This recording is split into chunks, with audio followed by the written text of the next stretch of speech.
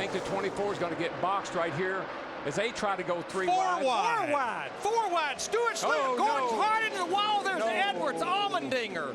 Oh, no, what mess. Gordon and Stewart, and then cars trying to sweep by on the outside. Menard, Montoya, McMurray, Harvick, or rather Boyer, all get caught up in it. What a wadded-up mess. The big one in Texas takes the pole sitter and the driver who's led the most laps, Gordon. And look who's left. Thank you. Incredible job. Jeff Gordon led 124 laps today. He won't be there to lead the last one. Coming off of turn number 4 at Texas Motor Speedway in 2010, Jeff Gordon and Tony Stewart got together, causing a massive accident down the front stretch. Thankfully, all the drivers were okay after this massive accident, but this was a huge mess to clean up. Number 1 on a short track. As he comes out of 4, it's a drag race. They wreck behind him. Kyle Busch will win. Yes, sir. Checkered. Big wreck on the front stretch.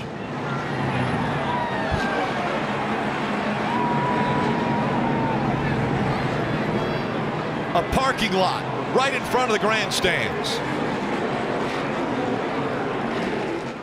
The first ever race at Martinsville under the lights saw one of the most chaotic finishes in NASCAR history. Coming to the line side by side is Kyle Busch and Martin Truex, but behind them, calamity ensues. Over 80% of the cars remaining were caught up in this crash. Yeah, here it is. He's there on Kyle Larson. Austin to the bobbles just a little bit. Oh, now he's on the outside. Chastain's got him. 4 wide. Oh, they're wrecking. Unbelievable. Did the caution come out? Yes. No. But when Larson didn't get up in front of Chastain, that's when I think all the trouble happened. I still thought Larson was okay, Jamie, if he would have got up in front of. One of the best races the new Generation 7 car that NASCAR introduced in 2020 ever saw was at the Coca-Cola 600. Kyle Larson got squirrely in the middle of a 4-wide situation, causing a massive crash at Charlotte Motor Speedway. This was one of the first big crashes this new car has ever seen. Those cars are cars that had made green flag stops prior to that caution. Boy, Brian Vickers, Dale Earnhardt Jr., that ain't going to work, boys. Vickers hard.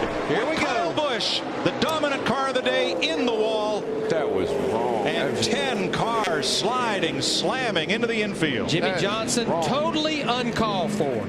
Totally. I don't care who you are. That was just wrong. Coming off 2 down the back straightaway. Junior gets a good run. Vickers puts a little block on him. And then you be the judge. Let's reiterate the rule. You are not allowed to advance your position below the yellow line. If you are forced below the yellow line, you must come back up and blend in. Dale Jr. crashes Brian Vickers on purpose, causing the big one in the 2009 Daytona 500. This crash took out so many great competitors that day. Kyle Busch was involved in this crash, and he had a shot to win with one of the best cars in the field. This was one of the most wildest big ones we've ever seen at Daytona. Went down there, got a good shove from the 2, keeps the lead. How about riding right in the middle now? Just waiting for whichever line. Huge push. And around goes a 2. Too big of a push. He caught the 41. The big one. Logano's caught up in it. Oh, my God. Denny Hamlin. Austin Dillon has damage. Daniel Suarez trying to avoid. Ty Dillon sliding in. Ricky Stenhouse bumps Brad Keselowski in this Daytona race, causing a massive accident down the backstretch in one of the earliest parts of the race. Nobody ever expects the big one to strike early, but this time it did. Over 70% of the cars that were in this race got involved. What a massive crash entering turn 3. Then the care center. Oh! Ryan Newman came down, and everybody behind piles up. I saw a lot of rear tire spin on that restart. I think a lot of guys were struggling with grip, and they just started losing control.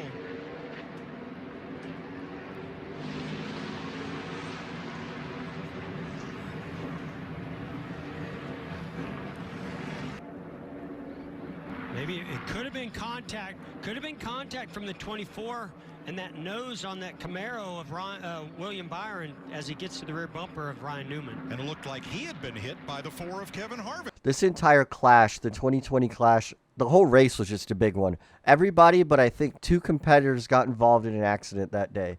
But this was one of the biggest crashes when we saw Denny Hamlin blow his tire entering turn 3, causing a massive accident behind him. Hanging tough here on the restart. Oh, here we go. Got trouble. That's Casey Kane that goes sideways. Joey Logano nowhere to go. Oh, my. Clint Half the Boyer field through is the grass. The big one at Daytona has happened at lap 97. That is the huge one at Daytona. Take a replay here.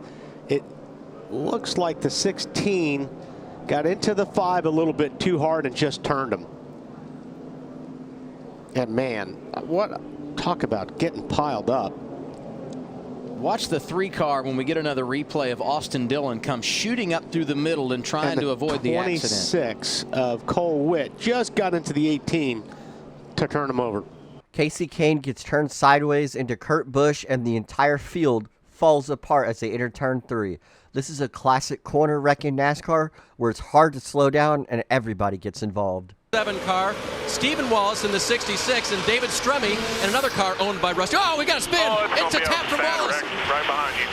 Oh, the big one in turn 1, heavy contact, cars in the wall, Stephen Wallace heavily damaged. There comes Kyle Krisiloff down, David Rudiman involved. See the intensity level coming up on these guys. We saw Mike Wallace look like he was going below David Rudiman right here, but they ran up on a slower car. Wow. Right. Man. That's Kevin LePage's 61 that Carl Edwards went up across the back of. Kevin LePage causes a massive accident after pushing the entire field up the track as he merged back up on the track after making a pit stop. Usually what you would want to do is to merge back up on the track after all the leaders have passed by. But Kevin LePage must have looked at his mirror and just decided to pull up on the track without any regard for him or his others' safety. Haley on that outside line, top of 3. He's got some help with him. Oh, into the wall they go. The 11 now also caught up in it. The whole Haley. The 3 of Austin Dillon squeezes through. He is in front. And look at virtually the only car to clear it. I mean, there were, I'll tell you how it started, but it's like 4 or 5 things happening all at once. When we pick it up, you've got 2 or 3 cars sideways from multiple types of contact. The 17 of Busch are trying to go into the middle there on the 31, on the 16. Oh, the 99 just loses it. Denny wrecks. Well, the 31 just lost it too by himself in that top lane. I wonder if it was rain. Well, yeah, I mean, both leaders are in clean air, and they both catch their car. That tells me that there's something down there that's reducing grip. Oh, my gosh. Yeah, guys, there were a lot of drivers saying, hey, it's raining. Why are we racing right now? And that could have been the result of what happened there. Watch this 31, right? Watch him. This crash ensued once rain began to fall entering turn number 1 as all the drivers were driving over 200 miles per hour in the rain. NASCAR drivers do not have the tires nor equipment to race in the rain, especially on ovals. So when it started raining, the entire field fell apart. Up on that steering wheel trying to reel in Edwards. Whoa! Off the wall, the 2-car burst. Busch and his teammate comes across. Oh, man, that was 2 for 1. Both Penske cars taken out in that one. A melee. Jimmy Johnson also gets tagged, the reigning series champion. Jeff Green, the 66 cars in it. J.J. Yaley. Something broke on the car, man. It shot straight into the fence. Car again from high above. Watch the contact there. Newman goes up down and gets the inside wall. Kane has nowhere to go. Right in front of him is the 2 car. The 5 car of Kyle Busch bouncing off a couple. It's like Tony Stewart just avoids these guys. I think he got a little bit of contact, maybe some damage. The Fords, they complained about their cars, and they raced pretty darn good. Uh-oh, Kyle caught up. Field accordion's back. Whoa, man. Trouble, Stewart in the wall. Here we go. Here we go. Robbie Gordonson, the 33. Harvick is around. Here we go, guys. The big one. It's just a matter of time. At least 20 cars.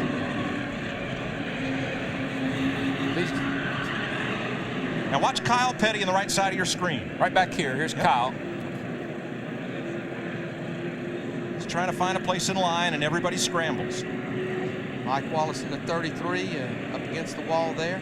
Elliott Sadler Elliott flying Sadler toward the inside wall. Takes a hard hit on that inside wall, guys. That is a heavy hit.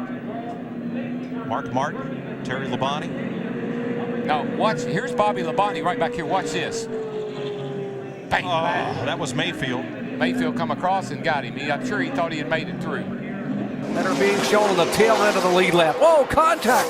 Schrader is sideways. Gilliland is in it. The 1 car of Truex, the 17 car of Kenseth.